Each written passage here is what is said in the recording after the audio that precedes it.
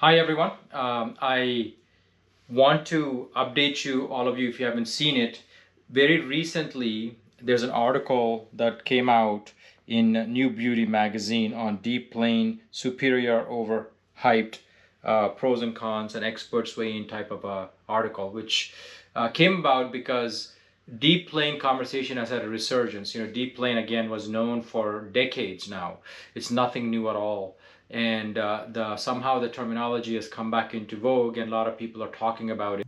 While this is in a throwaway magazine like New Beauty and not a scientific article, this is what is in popular culture, and many people may read this and get some insights into it. And this particular piece was a bit more balanced because it was opinions of various people, not just one person trying to sell themselves with particular technique, and hence I felt it was worthwhile commenting about it.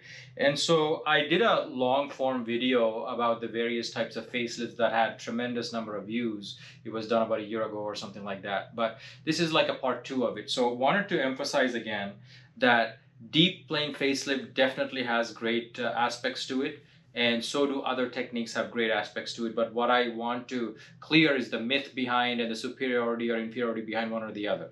And so there's many concerns about a deep plane facelift, which is that it's a lot of it is hype. It doesn't account for all peoples of all types. There's a risk of injury that's significant with deep plane facelift, and recovery time could vary. Complications can vary, and also techniques don't necessarily the particular named technique doesn't necessarily create the outcome in plastic surgery, especially. So I want to re-emphasize again, since I do a lot of facelifts, sometimes 2, 3 a week.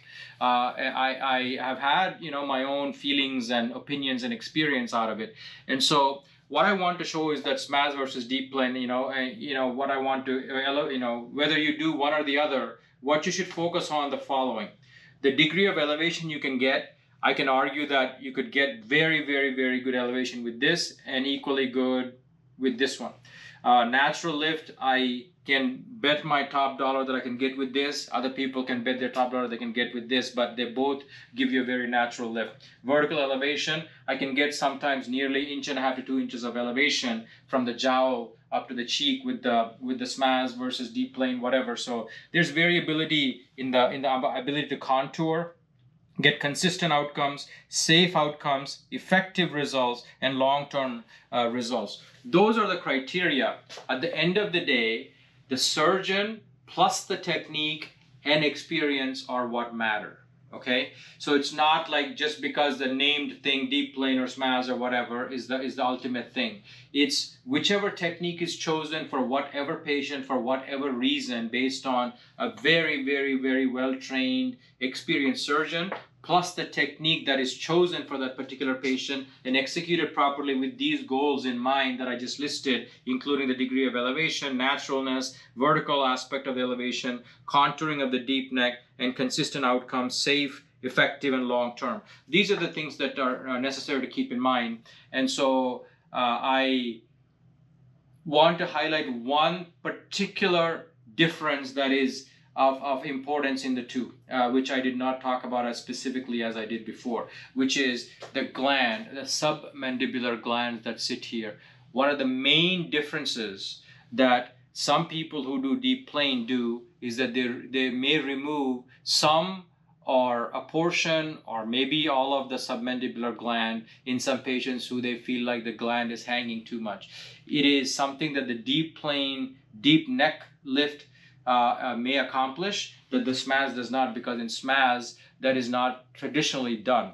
And so what is best is to do hybrid based on the need again. You could do SMAS for the face portion of it and maybe do deep neck for the neck portion of it, because many times neck is done in neck is never done, or at least in my case, in isolation to the lower part of the face.